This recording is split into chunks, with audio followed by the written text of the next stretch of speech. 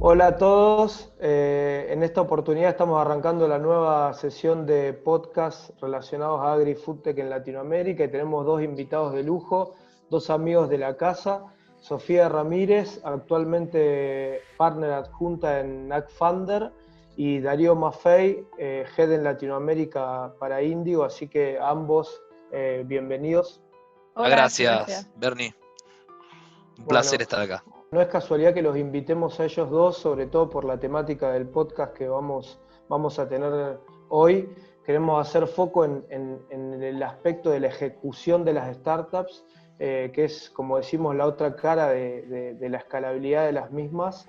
Y ellos han tenido mucha trayectoria en diferentes corporaciones, han emprendido, y de alguna manera hoy están del lado del Venture Capital, Sofía del lado de los fondos y Darío en una compañía que ha escalado muchísimo últimamente, así que ambos nos pueden contar mucho sobre de qué se trata esto de ejecutar y de tener esta metodología Lean Startup que logre avanzar rápidamente y hacer crecer a las compañías. Pero antes de ir de lleno a eso, quiero que brevemente cada uno de ustedes me cuente un poco su trayectoria, arrancando por Sofi, por favor, desde que emprendiste, pasaste por Corfo, por Liventus, hasta llegar a AgFunder.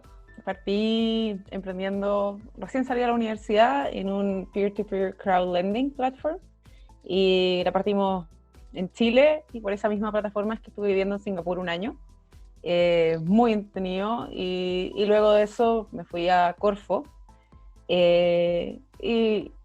para mí lo que creo que es más interesante en este podcast es que después de ese Corfo me sumé a un equipo que estaba recién partiendo con una nueva tecnología para alargar la vida de la fruta. Y en el fondo me tocó hacer desde la primera venta y crecimos súper fuerte. Llegando en 3 años ya habíamos iniciado operaciones en 4 continentes, estábamos vendiendo desde no sé, Sudáfrica, Kenia, Chile, México, Argentina, Estados Unidos, etc. Fue un viaje muy grande, todo en tecnologías para la agricultura y en un momento en donde no había mucho ecosistema, o sea, esto estoy hablando del 2014 cuando partió. Entonces el tema de la ejecución y todo eso no era un if, sino que era mandatorio, o sea, había que hacerlo, si no, no había cómo sobrevivir en la empresa. Y luego de eso me sumé a AgFunder, porque también quería ver cómo era desde el otro lado de la mesa, en el fondo de lo que es Venture Capital. Sigo linkeada asesorando a AgFunder, perdón, a Liventus, y en AgFunder estoy de socia adjunta. AgFunder es uno de los fondos más activos del mundo en Food and Ag, y invertimos globalmente. Súper interesante, ya se me ocurren muchísimas preguntas para hacerte, pero voy a darle pie a Darío, con quien nos conocemos hace muchísimo. No, la verdad es que vos estabas hablando un poco de presentarme y un poco hablamos antes también de empezar el podcast. Mi nombre es Darío Maffei, como podrán ver soy argentino. Sí, tuve una carrera muy tradicional, pero muy divertida y muy de idas y vueltas en una empresa muy tradicional como Cargill, 17 años. Pero la realidad es que se sintió como muchas empresas juntas, porque empecé trabajando, comprando soja y maíz de los productores allá por el oeste de Buenos Aires, Pehuajó, Pico, 9 de julio, me mudé después a la mesa de trading, y bueno, a partir del año 2007 es que salí fuera de Argentina y tuve diferentes idas y vueltas por varios lados y varias posiciones, ¿no? Siempre comercial, M&A, Business Strategy en Minneapolis, en Brasil, desde los últimos 7 años o los últimos 7 años de mi carrera, ¿no? Los 6 de Cargill y ahora los dos de Indigo. Creo que digo muy divertido porque, y esto un poco lo que vos decías, me gustaba ser tal vez el más loco de Cargill y hoy soy el menos loco de Indigo. Es un chiste, obviamente, pero la realidad es que sí, que es un cambio bastante radical para mi carrera, un cambio del cual estoy muy contento de haber hecho, un cambio que me permitió, por un lado, entender lo que es eficiente, lo que es tradicional, el paso a paso, tener 130 años de historia, ver cómo abarcar todo el supply chain del agro desde una punta a la otra, y hoy estar, no digo en otro lado, porque la verdad es el mismo lado, pero los lentes que usás son completamente diferentes. Una empresa que que desafía paradigmas, una empresa que quiere buscar soluciones que nunca nadie se las planteó, independientemente del tamaño. Entonces, problemas enormes que por ahí nadie se plantea decir de qué forma los soluciono. Bueno, la empresa en donde estoy hoy intenta resolverlos o solucionarlos. Entonces, esa combinación entre lo más tradicional y lo nuevo realmente me divierte muchísimo, ¿sí? Me divierte muchísimo y me ayuda a también desarrollarme a mí mi propia carrera de una forma diferente. Y bueno, cualquier cosa que podamos conversar entre esa polaridad, que no es polaridad realmente, o sea, entre esas experiencias diferentes, está buenísimo que lo podamos compartir. Genial, me surge rápidamente una pregunta para hacerte, que es, digamos, está relacionada a la educación que tuvimos, los tres, estamos más en la educación que ahora está cambiando mucho, donde si se quiere entramos al mundo laboral con este foco y de la obsesión por el P&L y el resultado y los deadlines y los planes en Excel gigantes a 15 años, y creo que eso cambió mucho, pero hay algunas cosas de esa manera de gestionar las compañías, sean medianas, grandes, más chicas, que para mí son súper valiosas, y quizá hoy, por momentos, al menos nosotros en Glocal, vemos que como que pareciera que no son buenas, y yo no coincido con eso. Dicho esto, te pregunto, Darío, ¿qué crees que aprendiste como habilidades, como disciplina en Cargill, que te sirve realmente en Indigo, a pesar de tener lentes diferentes y de ser una compañía distinta a la hora de operar y de lograr y avanzar? A ver, mientras preguntaba, lo primero que se me viene a la mente es lo siguiente. Para mí, todas esas herramientas, como vos definiste, o todas esas benchmarks, o toda esa forma de trabajar, para mí no cambió. O sea, para mí los principios contables son los principios contables, el P&L es el P&L, las empresas existen para generar lucro. Yo creo que hay un diferente horizonte temporal y una diferente interpretación de cómo asignar recursos que ha venido a traer nuevos modelos de empresas, ¿sí? Entonces, no quiere decir que lo otro fue sustituido por lo nuevo, sino que hoy por hoy el cortoplacismo del P&L en este año o en este trimestre o en este mes, hay empresas que no lo toman de esa forma. La forma de cómo analizar el payback de una inversión, ¿sí? Es menos rígida. Entonces, no es, tengo que hacer una planta, entonces la planta hace esto y produce esto. O sea, hay intangibles que son considerados como inversión también.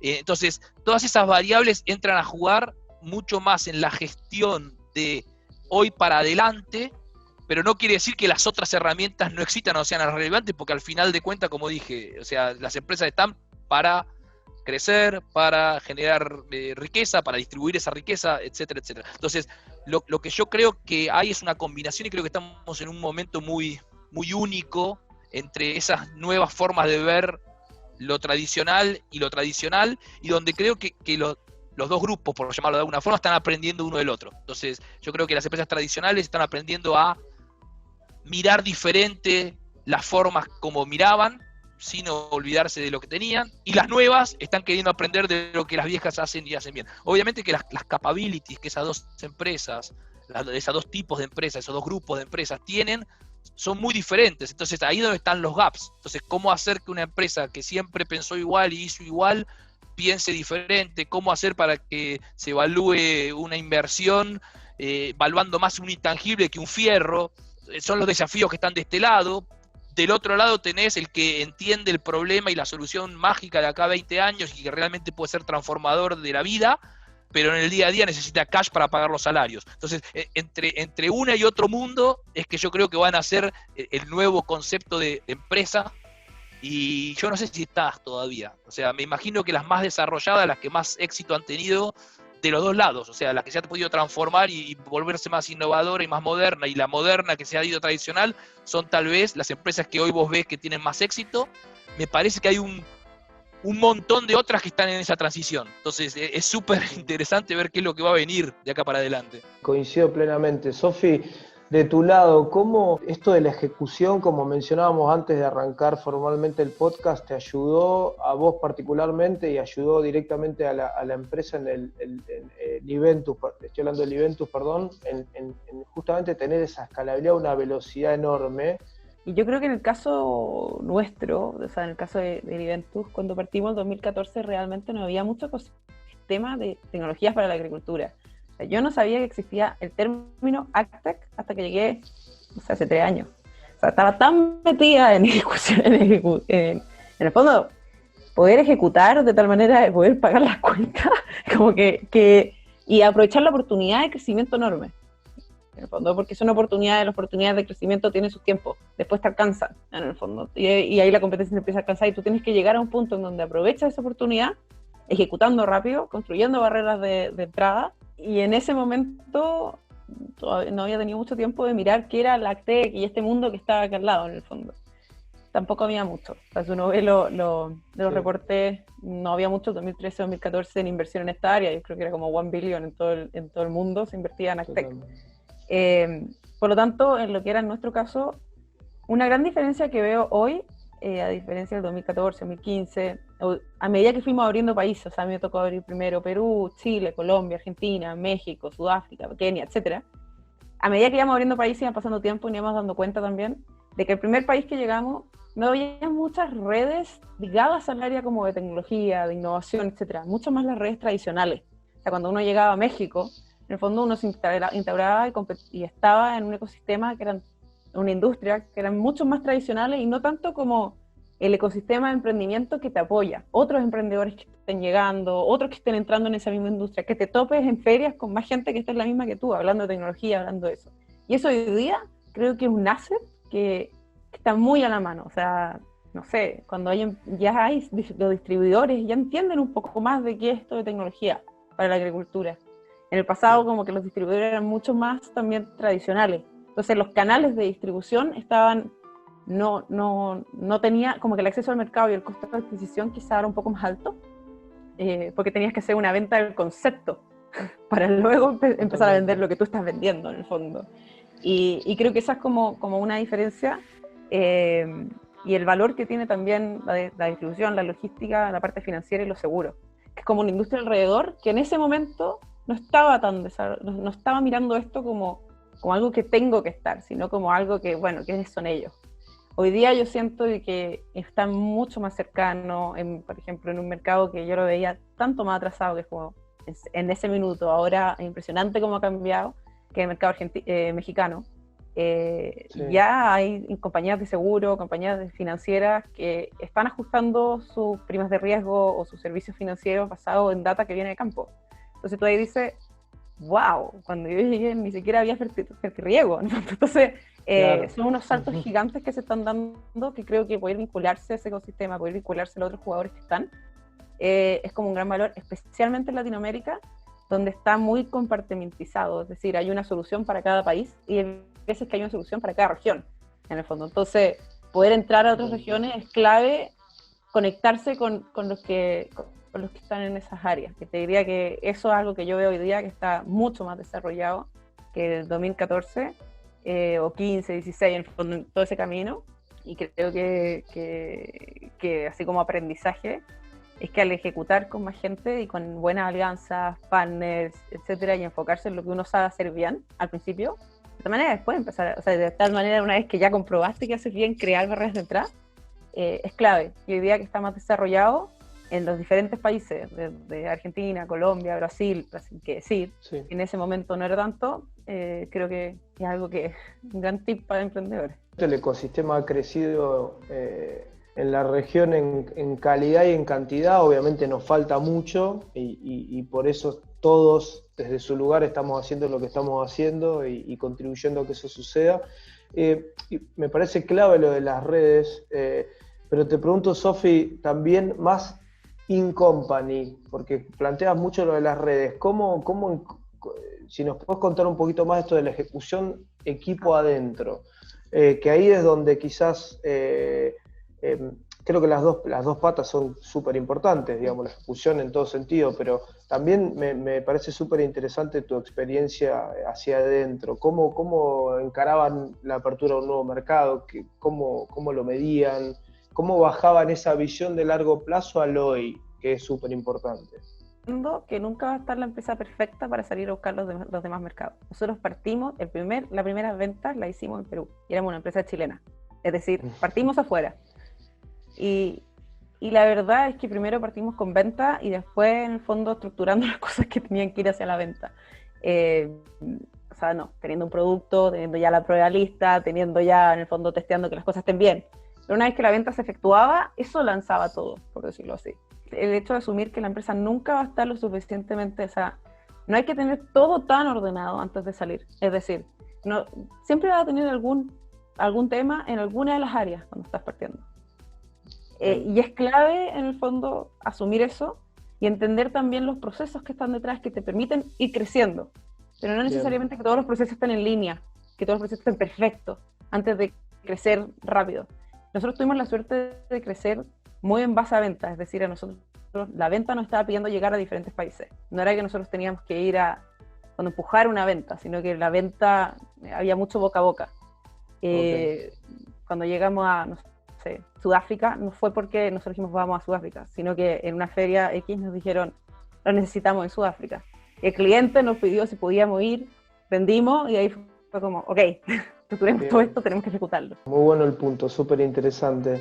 Y vos, Darío, cuando escuchaba esto de que decía Sofía de no tener todo alineado, recuerdo en una de nuestras charlas que me decías algo parecido, de entender que no todo es perfecto, no recuerdo ahora exactamente la frase que usaste, y se me viene a la cabeza Cargill, y no lo digo con una connotación negativa, sino justamente por el tamaño que tiene esto de tener todo medido previamente a lanzar cualquier nuevo producto, a lanzarse a un nuevo mercado. ¿Cómo crees o cuál fue ese cambio en comparación con Índigo? ¿Cómo lo viviste? ¿Qué diferencias ves para remarcar? ¿Qué cosas tomarías de Cargill? ¿Qué cosas tomarías de Índigo? Voy a no ser tan específico con las dos empresas porque hay dos comentarios, hay dos comentarios que Sofi hizo y que vos claramente los agarraste porque los tuvimos en las conversaciones previas que nosotros tuvimos.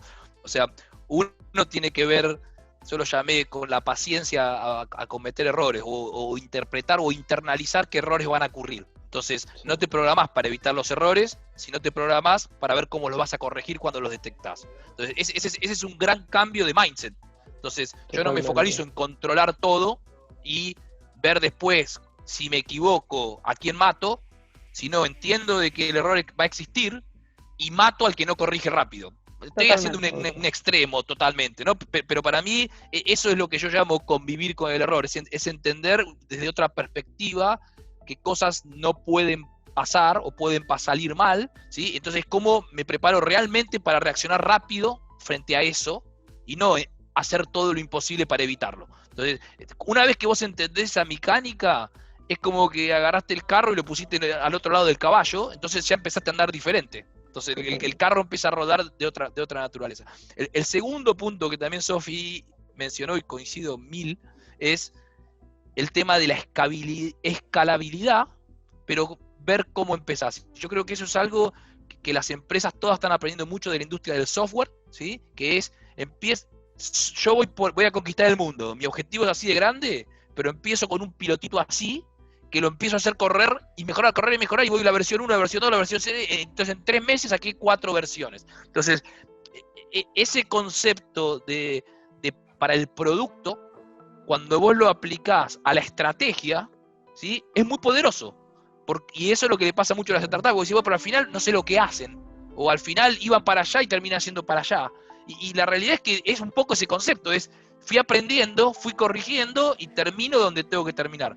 De vuelta, no creo que sea ni mejor ni peor del que se prepara con mucha anticipación y no erra ni uno.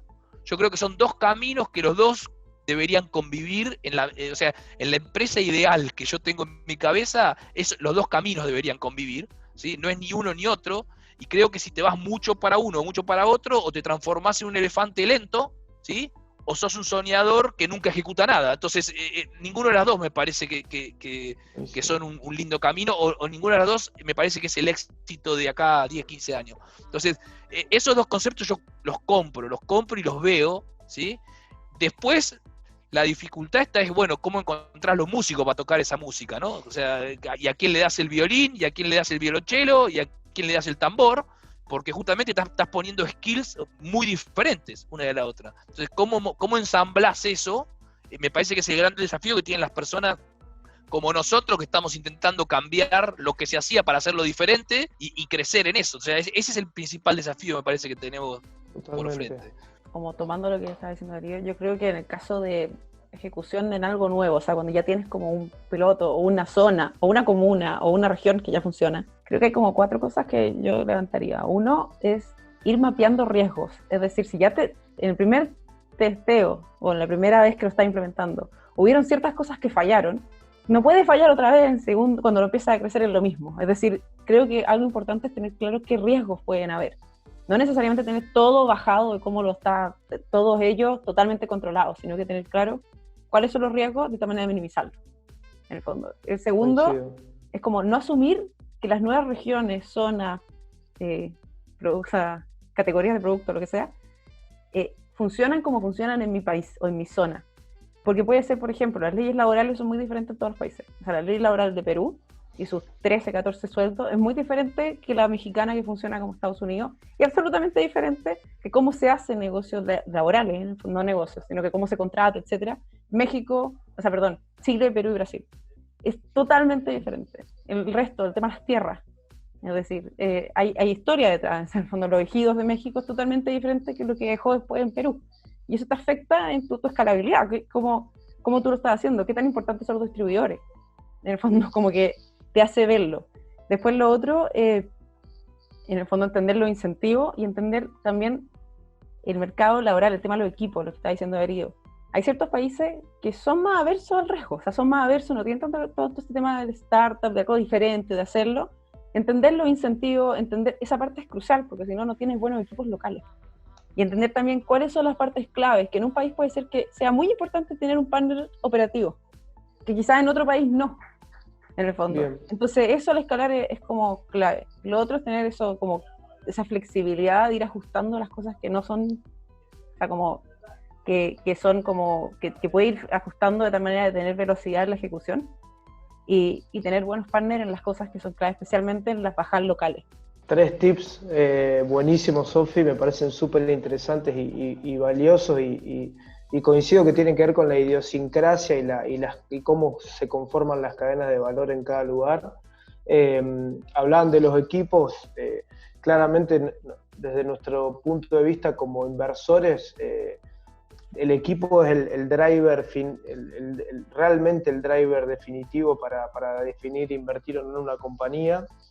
Justamente porque creemos que más allá de que hay tecnologías de por medio, las personas son las que realmente terminan haciendo la diferencia y entendiendo esta dinámica necesaria, que es un arte, porque puede haber metodologías, pero no hay una fórmula mágica, depende del contexto, depende del equipo que tengas, depende la tecnología que uses, el mercado al que apuntes, o sea, es muy relativo. Esta gimnasia de iteración que mencionaba también Darío, ¿no? Y eso es fundamental para lograr la ejecución en un mundo que está cambiando tanto y sobre todo si sos una startup donde tu escalabilidad depende mucho de cómo vayas validando tu propuesta de valor y la tecnología que tenés.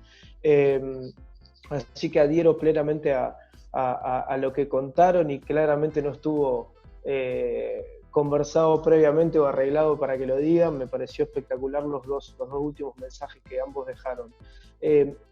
Relacionado a esto, y ya pasando un poco más a la experiencia que cada uno desde sus diferentes lugares, más allá del rol actual, han tenido con emprendimientos, con startups. ¿Qué vieron muy positivo en la región?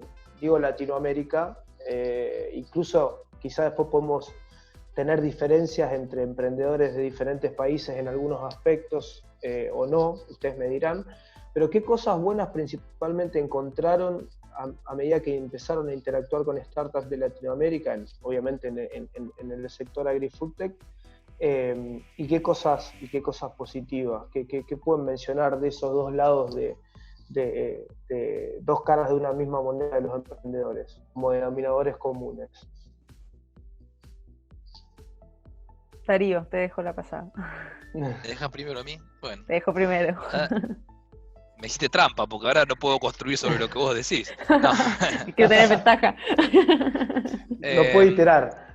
Claro. No, a ver, yo creo que estamos en un punto de inflexión que ha comenzado hace, te diría, en Sudamérica hace un par de años. No es algo nuevo de ahora, pero que son un proceso que se va a ir desarrollando y que lo vemos acelerándose de gente que se anima, ¿sí? Entonces, gente que se anima a hacerse preguntas que antes no se hacía, gente que se anima a proponer soluciones a cosas que siempre había alguien más grande que la tenía que resolver, y eso trae una energía y un poder de transformación que realmente yo no lo viví cuando yo empecé a trabajar hace 15 años atrás. O sea, hoy está eso ahí. Creo que eso es súper positivo. Creo que vos mencionaste la palabra ecosistema, que es bastante usada en todo lo que es emprendedurismo, pero hay un ecosistema que está creciendo, hay un espíritu de desafiar cosas que está ahí y que está fuerte. A eso le sumamos, o yo le sumaría que una de las cosas que cualquier startup, independientemente del tamaño, si es Índigo, la más grande de todos lados, o una que está recién empezando, tienen, es reconocer que el tamaño del problema o el tamaño de la oportunidad que hay por delante no se resuelve de a uno, ¿sí? Entonces el espíritu de colaboración y de compartir es mucho mayor del que yo había visto antes. Entonces ahí estoy sumando, tenés energía por un lado, tenés agallas o ambición o coraje de otro, y colaboración. Entonces estoy viendo en el management de las personas y en cómo los negocios se están conduciendo con algunas características que antes no estaban, ¿sí? Obviamente eso trae un montón de desafíos, trae más desilusiones, trae personas que tienen el coraje pero no tienen ninguna de las otras dos y ninguna otra capacidad de ejecución como estuvimos hablando, y desilusiona a sus empleados, a sus inversores y a ellos mismos. O sea, convivís con el error de una forma diferente, entonces hay más errores, entonces tenés el lado B, ¿sí? Y ahí es donde me parece que está esta articulación de la que estamos hablando desde que comenzó la charla, ¿no? Es cómo articulas eso con las prácticas de management tradicionales, cómo articulas eso con plata que esté dispuesta a darle un puente o un tiempo de desarrollo a esas skills. Y creo que todo eso está generando un ambiente de negocio que yo nunca había visto y que está muy diferente, ¿sí? Creo que Sudamérica en especial, un poco por nuestra historia, ¿no? De ser muy turbulentos, de muchos cambios. Creo que las personas están bastante preparados a esa iteración que estamos hablando, o ese cambiar de rumbo. Creo que eso es un asset que yo no sé si todavía en otras geografías lo valoran como lo deberían valorar, de Sudamérica, ¿sí? Entonces yo no sé si un inversor de Estados Unidos hoy entiende que una startup de Sudamérica se ajusta más rápido de lo que podría ser una de Estados Unidos o no lo tengo claro, pero me parece que ahí hay algo como para explorar, y es un asset que las geografías nuestras del sur tienen respecto de otras.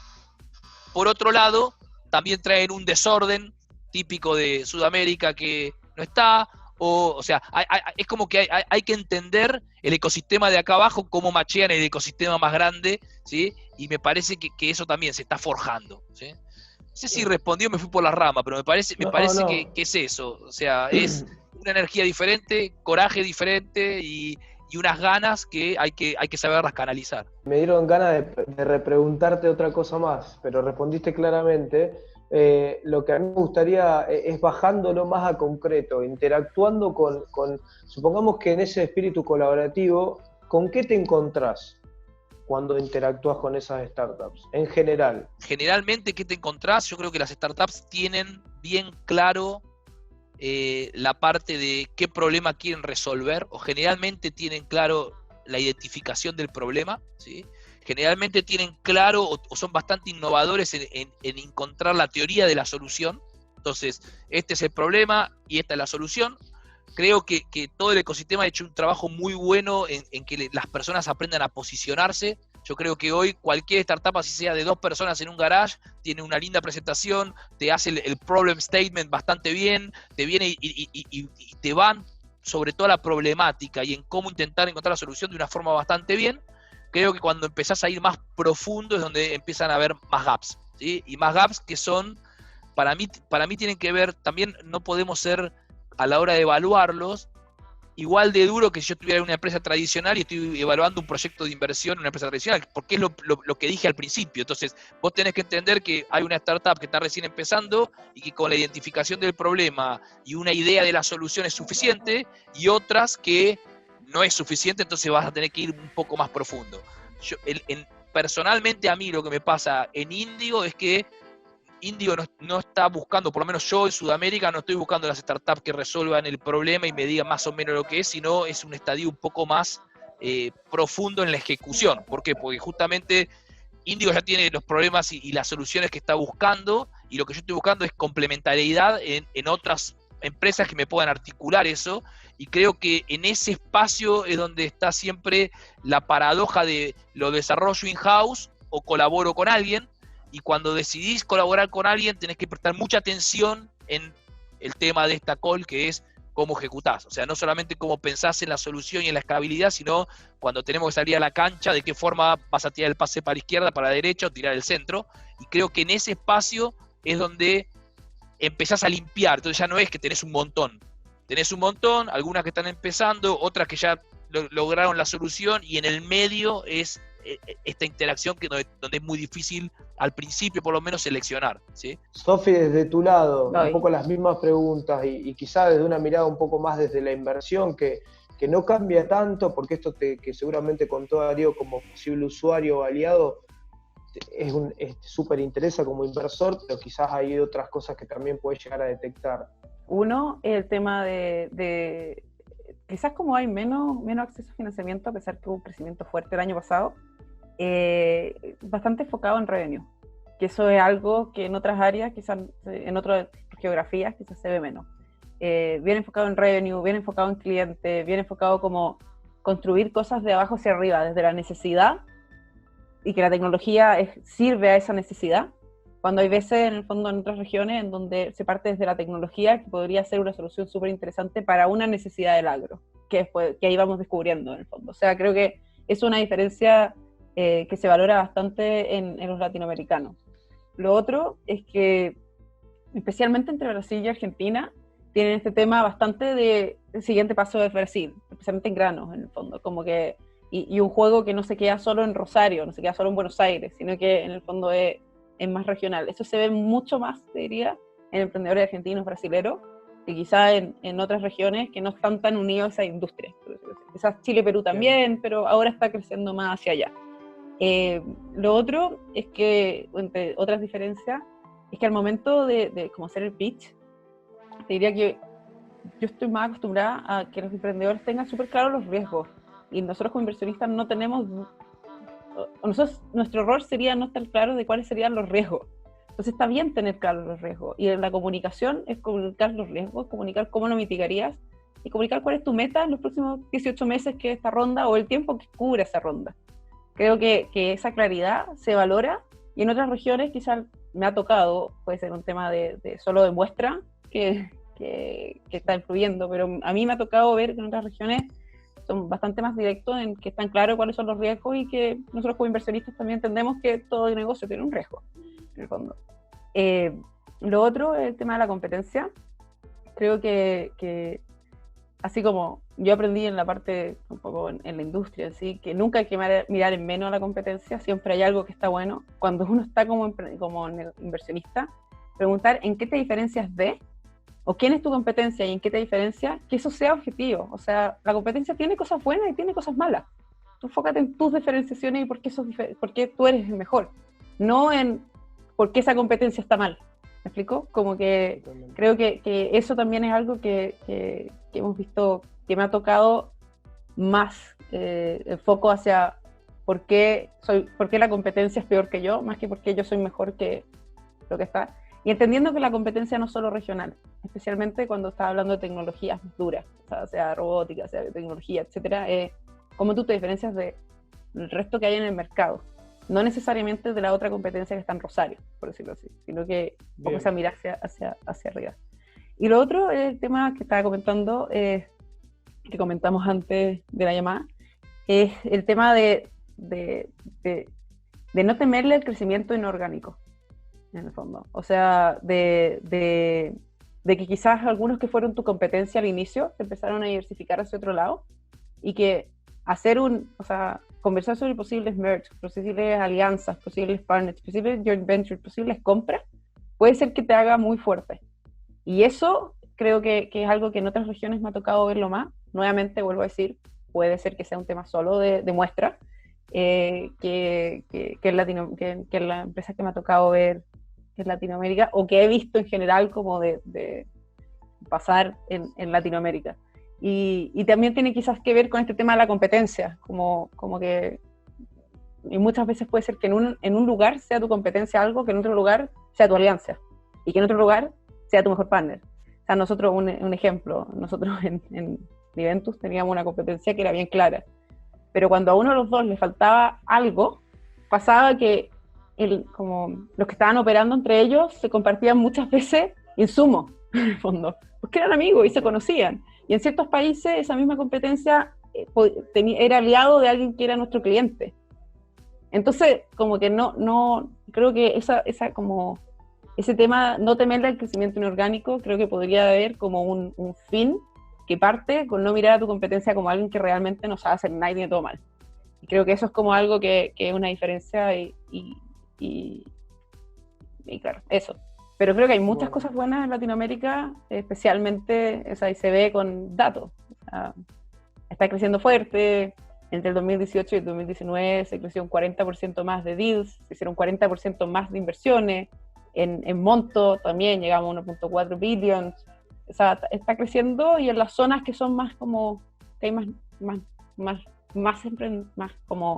más soluciones, la clave de uno es tener súper claro tu diferenciación, lo otro no temer el crecimiento inorgánico, perdón por repetir, porque si no estás claro tú en la diferenciación y un poco un mercado con demasiados jugadores, te va a pasar que lo que le hizo al Venture Capital, al inversionista, decir, mira, es un mercado demasiado lleno, le va a pasar al distribuidor, que no va a entender muy bien tu diferenciación, le va a pasar al mismo cliente, que no va a entender muy bien tu diferenciación, y así. Entonces, si es que ya te estás metiendo en un mercado que hay muchas más, creo que está bien pensar en cosas que te permiten diferenciarte o consolidarte o tener alguna barrera de entrada o diferenciación súper clara. Me aferro sobre todo a lo último que decís y lo vinculo con algo que mencionaste vos al principio sobre quizá falta de cantidad o de deal flow en estadios de Series A en adelante. Y yo internamente en Glocal lo conectamos con este tema de la ejecución, ¿no? Yo creo que la ejecución siempre es importante en la vida de una startup, pero empieza a ser más visible la buena ejecución o la falta de buena ejecución a medida que vas ya acercándote a un estadio, estoy siendo generalista, de Serie A en adelante. Y creo que ese es un gran desafío y es totalmente mejorable por los perfiles de emprendedores que tenemos en la región, pero es uno de los grandes desafíos para tener más compañías en ese estadio y que puedan ser invertidas en Series A, Series B. De hecho, los casos que conozco que están en Series A o más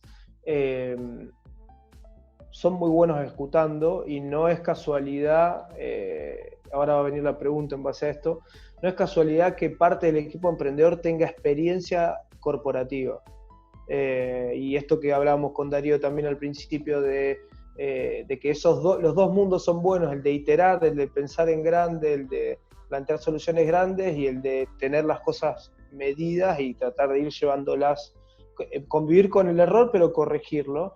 Creo que estos equipos han sabido mezclar ese pensamiento grande o más desorden sano del chip del emprendedor más de garage, como si podemos ponerle un mote, con el que viene más de la corporación y de esa gestión, y esa combinación hace que justamente puedan ir a estadios superadores. Me parece súper importante lo que decís y conecto, nuevamente lo repito, conecto, sí.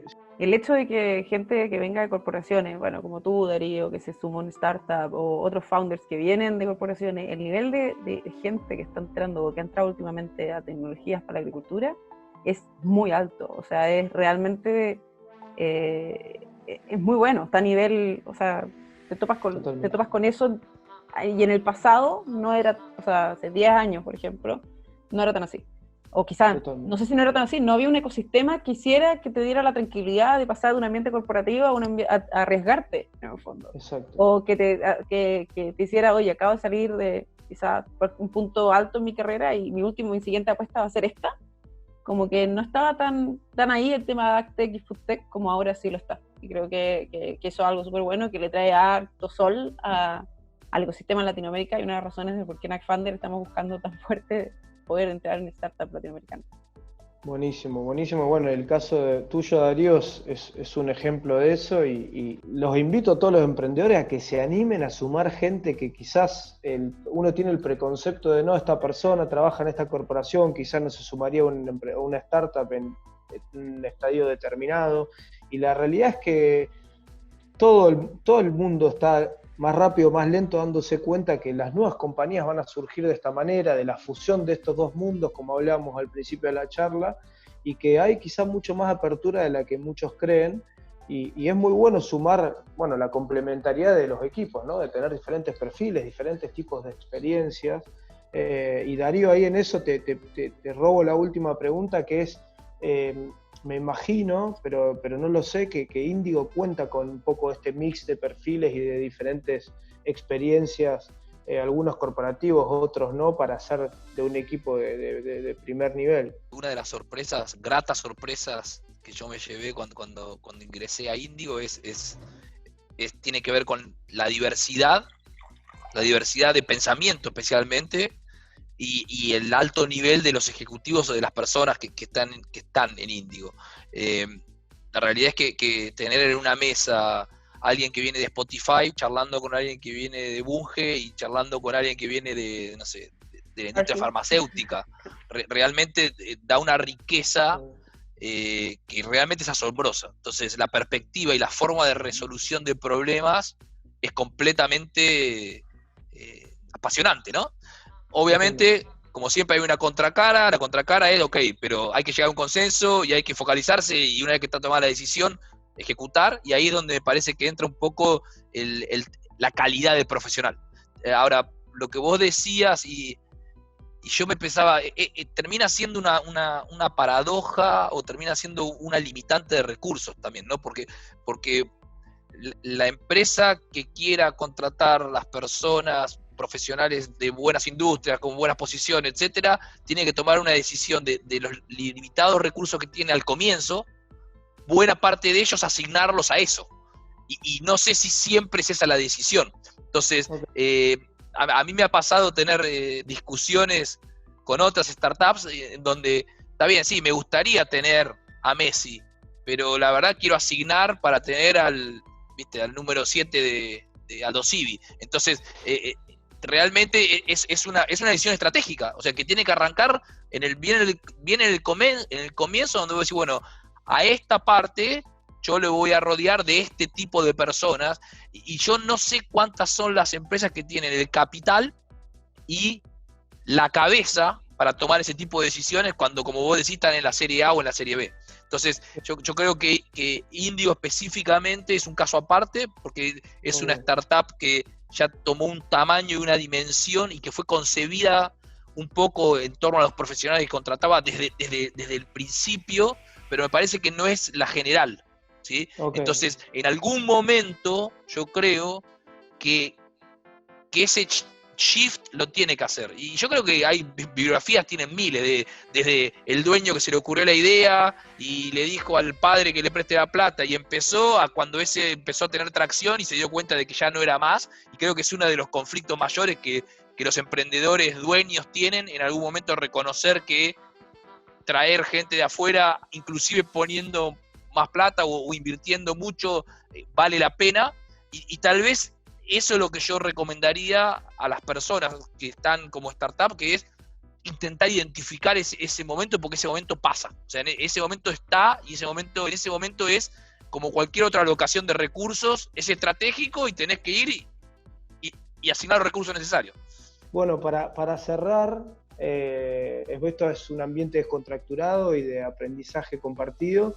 A los que nos escuchen, principalmente Este podcast está más que nada dirigido a emprendedores, haciendo foco en la ejecución, pero bueno, pasamos por diferentes tópicos, así que me encantaría que los dos cierren un poco con lo que más les parezca más importante dejar como tips.